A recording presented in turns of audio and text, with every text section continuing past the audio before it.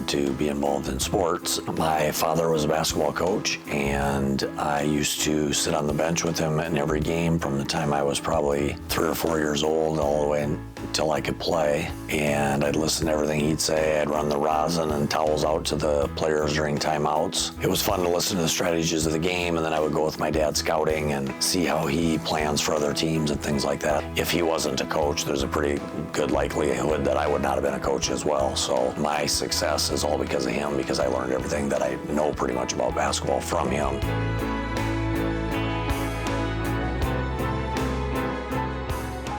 Well, if you're a coach, the good coaches watch film, they prepare for the next day of practice. You know, people don't realize you're not just in the gym from 3:30 to 5:30 and then you just go home and forget about basketball. So your dynamics are you don't see your wife very much and you don't see the kids that you're not coaching very much, or at least a lot less than you would otherwise. Well, our family dynamic, we don't know any different. Obviously, he was coaching when we got married, and he's coached our entire married life. It just became who our family was. You're busy. I mean, if you're truly a good coach, you're trying to find every little advantage you can to help your kids be successful, and it does take a toll, I guess. It depends on whether your wife really wants you around or not. I guess if she doesn't, it's great that you're coaching, and if she really wants you there, it's probably a little bit tough because they got to take care of everything at home. Really think coaching's a lot busier than people, like the outside people really don't know truly what the good coaches do.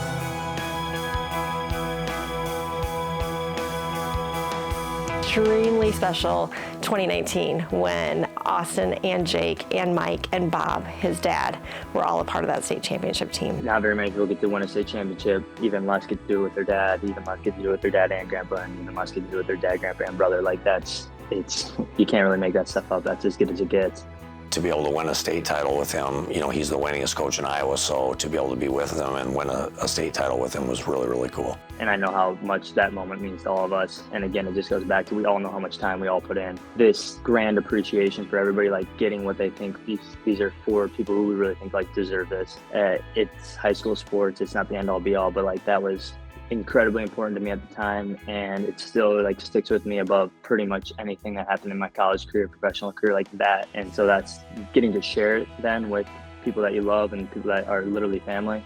It's just extremely lucky and special. You know, I played for my dad. That's not an easy thing to do, and my boys were playing for me, and now they're playing not only for their dad but their granddad as well.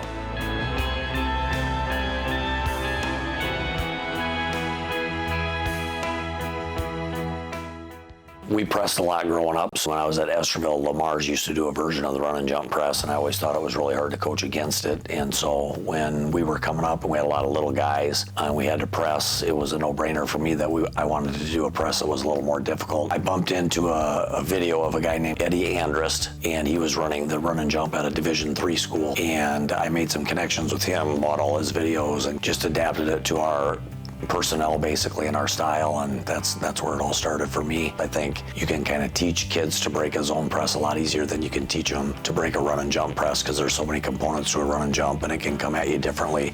Former coach of mine from Mount Vernon, that was my college football coach actually, and then he helped with basketball as well, and he coached Mount Vernon High School after I graduated. He went on to high school basketball, and so did I. And we always had a coach's clinic, and he was a speaker one day and was telling why they play half-court man and that you can't win a state championship pressing because good teams can break a press. And I was the next speaker, and I spoke on the run and jump, and I said, I think you can win a state championship. And so we were kind of joking around with each other, and then, you know, 5 years later, he had won a state championship, and we had won a state championship, both playing the style that we did. So we proved you could do it either way.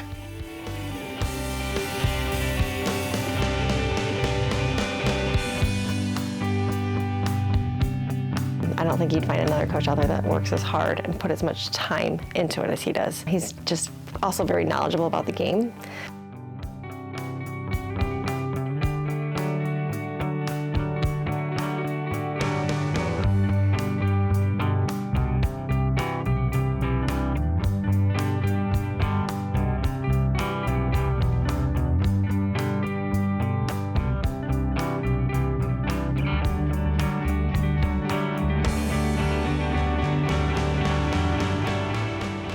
There's a kid, little left-handed kid right here by number 14. He's coming out here, number 11, I guess he is. He has no idea what we're doing. He doesn't get it. Like, why would we can't throw it in on purpose. I go, we're throwing it in on purpose, trust me. This kid will be dumb enough to shoot it. Just trust me. And he was. All conference player. Just made that. We other coach. I love watching. Now watch the guy in the blue coat. Now he's all fired. He was pissed to start with. Now he's all fired up. So our guy that inbounded it, he went out to the refs and he goes, "Watch this." The guy goes, "What?" He goes, "I'm going to throw it right to the other team on purpose." He goes, "No, you're not." He goes, "No, really, I am. That we're going to win."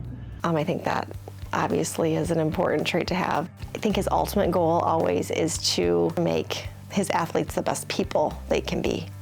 It's more important to be a good person than a good basketball player. I actually got a letter my last year of coaching from the Waterloo Christian coach, and after we had a great game against them, just played lights out compared to what we had been playing, and I got a really nice long email from him, and the two things he said is he goes, that was great for us. We got to see how hard you have to work to be good, and he goes, and none of your kids were showboating at all anytime throughout that game. You had the best sportsmanship of anybody we played all year. So those are the things that show you that it's not just about basketball, that your program is doing what it should do. If I could think of what I'm hoping I do is I'm hoping I pull the highest potential out of kids and have them realize that their ceiling is a lot higher than they think it is when they first walk in, not only on a basketball level, but on a personal level.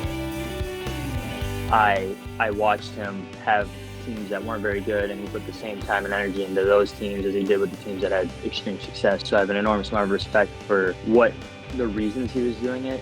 He was coaching for the right reasons. I don't really care what I'm known for, to be honest with you. Hopefully to the people that matter, I want to be known for somebody that is a good person, cares about people, will do anything for anybody that needs it. That's just, I want to be myself, so I don't worry too much about that kind of stuff, what I'm known for, what my legacy is, or anything like that. I just hope that all my close friends who know me respect me and feel like I was a decent person. I've been pretty fortunate to play for a lot of good coaches, but obviously, and it's a biased take, but he's who I have pinned at the top of the privilege I've got to play for. He says it a lot that, I was just so lucky. Luck was created in a lot of ways for the success that he had. So as I fast forward, eventually here, pivoting my playing career into being a coach myself, there's obviously a lot of things that I'm going to take away from him. Dynasty in North Lynn like none that we've ever seen in Iowa high school basketball. But today, Coach Hilmer announced that he is leaving North Lynn to become the superintendent for the Bellevue Community School District, closing the chapter on Troy Mills' decade of dominance. The Lynx have been guided to an unprecedented amount of success under Hilmer over the last 10 years.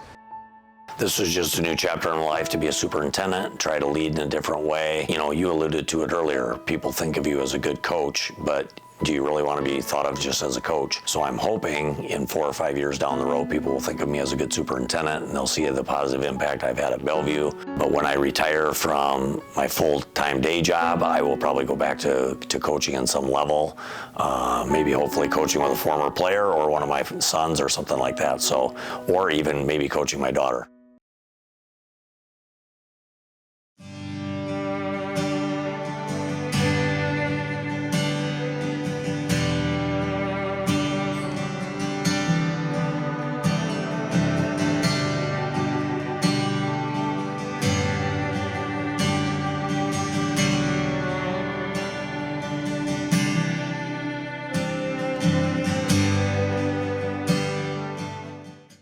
Want other people to know how much he cares. I think when you watch him coach, he's extremely fiery on the sidelines,